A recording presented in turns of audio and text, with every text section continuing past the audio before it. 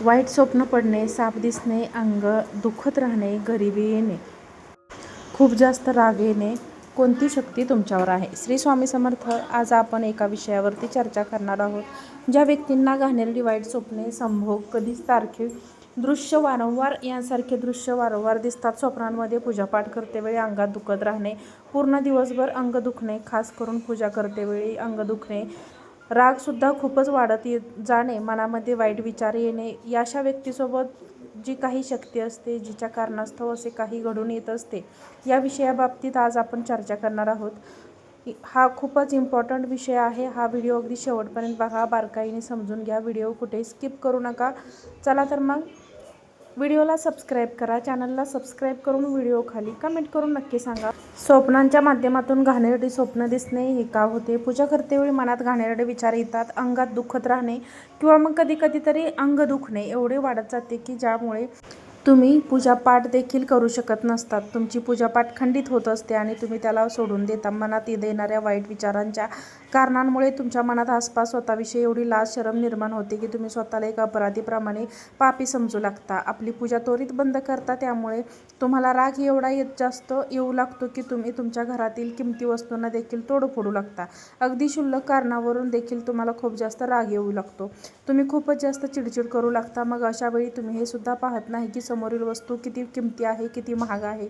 मग ती उपयोगी वस्तू असो किंवा नसो, तुम्ही तिला फोडून तोडून टाकता. तुम्ही दारू पिऊन सुद्धा तोडू शकता, कारण की या सर्व घटना त्या शक्तीच्या प्रवाहाच्या कारणामुळे तुमच्या हातून घडून येत असतात. की तुमच्यासोबतची शक्ती आहे तर ती इच्छित नाही की तुम्ही पूजापाठ करावी, घरामध्ये सुख शांतीने राहावे, तुमच्या घरामध्ये समृद्धी यावी. ही सर्व काहीची पावर असते, ती तुमच्या बाबतीत व्हावी असे तिला अजिबात वाटत नसतं, इच्छित नसते. तर त्या पावर कोणती आहे, ती शक्ती कोणती आहे? तुमच्या इष्टदेवतेची आहे का? तर ती मुळीच नाही. कारण की सर्वात आधी तुम्ही या संभ्रमाला तुमच्या मनातून पूर्णतः काढून टाका की कोणतीही दैवी शक्ती तुम्हाला असं करण्यास भाग पाडत असते, असं अजिबात तुम्हाला प्रेरित करत नाही. कारण की जी दैवी शक्ती असते ही सकारात्मक शक्ती असते, तुमच्या रचनात्मक कार्यामध्ये आपला सहयोग प्रदान करत असते.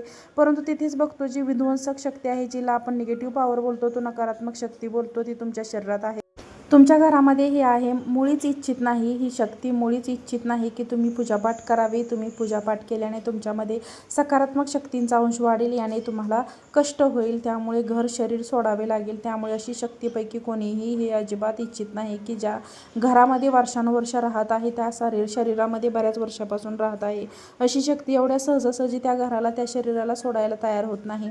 या अनुरोध निर्माण करतात. निगेटिव्ह पॉवर तुमच्यासोबत अनुरोध निर्माण करणे. अशा वेळी तुम्हाला काय करायचं हे तुम्ही नक्की ऐका. पहिली गोष्ट म्हणजे तुम्ही हे लक्षात घ्या की जेव्हा तुम्ही पूजापाठ करता, साधना करता, अशा वेळी तुमच्या मनामध्ये जे काही वाईट घाणेरडे विचार येत आहेत त्यांना येऊ द्या.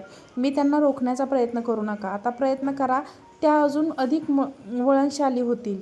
त्यामुळे ज्याने तुमचं ध्यान जे आहे ते त्यांच्याकडे वळले जाईल आणि तुमच्या त्या ध्यानापासून त्यांना ती शक्ती मिळेल. आणि ती शक्ती हेच आहे तर इच्छित असतात, आणि तुमच्या त्या ध्यानापासून त्यांना ती शक्ती मिळेल. आणि त्या शक्ती हेच तर इच्छित असतात. तुमच्यामधील निगेटिव्ह पॉवर हीच इच्छित असते की तुम्ही त्यांच्याकडे आकर्षित व्हावे, तुम्ही तुमच्या पूजापाठपासून आपले लक्ष विचलित करावे. तुम्हाला हा चुकून देखील विचार करायचा, पूजापाठ बंद करायचा नाही. मंत्र जप तप हे तुम्ही जप करत असाल तर ते बंद करायचं नाही. तुम्हाला फक्त पूर्ण फोकस करायचा आहे तुमच्या साधनेवरती. वाईट विचार येत आहेत त्यांना येऊ द्या, कारण की तुम्ही असं केल्याने एक वेळ अशी येईल की हळूहळू ते तुमच्यासोबत बनत जातील, कमजोर पडत जातील आणि ते वाईट विचार तुमच्या मनात येणे आपोआप बंद होऊन जाईल. तुमचं मन पूर्णपणे तुमच्या साधनेवरती लागू राहील.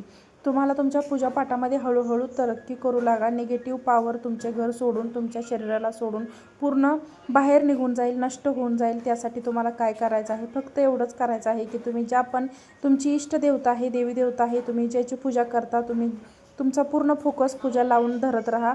काही अडचणी येत राहतील, त्यांना तुम्ही सहन करत चला. फक्त त्या वेळेसाठी त्यांना सहन करत जावं. त्यानंतर ते तुमच्या कमजोर पडू लागतील आणि त्यांना तुम्हाला सोडून जावं लागेल. हे तुम्हाला वाईट विचार येत असतील तर, वाईट स्वप्न येत असतील तर, संभोग दृष्टी दिसत असतील तर ही बंद झाली नसती तर तुम्हाला साधना करत आहात तरी देखील बंद झालं नाही तरी देखील तुम्ही एक काम करा. खूपच उपाय आहे हा तुम्हाला आता मी सांगणार आहे. लक्ष देऊन काळजीपूर्वक ऐका. संकल्प करून हनुमान चालिसाचे पाठ तुम्ही 11 करण्यास सुरुवात करा. संकल्प करून तुम्हाला 11 दिवस संकल्प करायचा आहे. 9 दिवस करायचा. अशा वेळेस तुम्हाला या संकल्पाचा कालावधी दरम्यान जे काही ध्यानात ठेवायचं आहे ती घरामध्ये दारू, मांस, मच्छी, मटण वस्तूचा तुमच्या घरामध्ये प्रवेश होता कामा नये. तुमच्या घरातील तुमच्या शरीराला त्याचा स्पर्श होता कामा नये. याविषयीची आपल्याला काळजी घ्यायची. तुमच्या घरवाल्यांकडून तुम्हाला समजावून सांगायचं आहे. ते म्हणत असतील तर ठीक आहे, नाही तर तुम्हाला देखील या गोष्टीची पाळवणूक करावी लागेल. जिथे कांदा लसणाची गोष्ट असेल तर ते तुम्ही खाऊ शकता, कारण की बऱ्याच जणांना ते जे आहे ते कांदा लसूण ती वर्ज्य करता येत नाही. परंतु तामसिक पदार्थाचं सेवन करू नका, जसे की अंडे, मटण, मांस, दारू अशा गोष्टींचं आपल्याला सेवन अजिबात करायचं नाही. संकल्प पूर्ण होईपर्यंत त्याचा त्याग करावा लागेल. जेव्हा घरामध्ये निगेटिव्ह पॉवर असते तेव्हा या गोष्टींचा आपोआप तुमच्यामध्ये इच्छा निर्माण होत असते खाण्याची. त्यामुळे त्यांना घरात घेऊन येण्याची निगेटिव्ह पॉवर हीच तर इच्छित असते.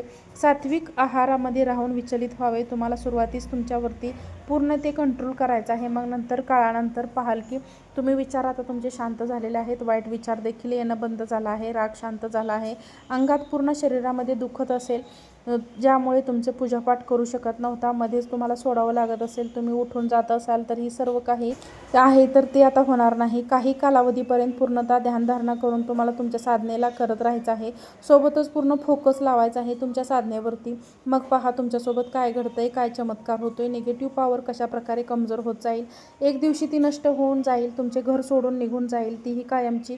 कारण की जोपर्यंत तुम्ही आतमध्ये जी सकारात्मक ऊर्जा आहे तिचा अंश एवढा जास्त वाढून जाईल की मग ती निगेटिव्ह पॉवर तुमच्या घरामध्ये तुमच्या आतमध्ये पुन्हा प्रवेश करू शकणार नाही. तुमच्यावर कोणत्याही प्रकारचा काहीही प्रभाव पडू शकणार नाही.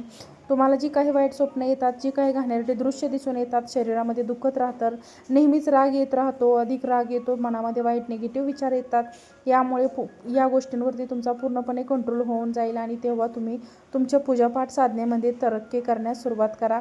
या गोष्टींची काळजी घ्या आणि आपल्या साधनेला अजिबात कधीही बंद करू नका. मग भले तो कितीही विरोध, समस्या, अडचणी काहींना तुम्ही तुमच्या पूजापाठ साधनेला करत राहा. तुम्ही लक्षात ठेवा की सर्व निगेटिव्ह पॉवर जी आहे तर ती या सर्व गोष्टींना करण्यास अडवत असते आणि आपल्यासोबत अशा घटना निर्माण घडवून आणत असते. तुम्ही तुमच्या देवतेला प्रसाद भोग अवश्य द्यावा. यामुळे 2 लवंगा, बत्ताशा असल्या तरी चालतील, पण एक मिठाईचा तुकडा असला तरी चालेल.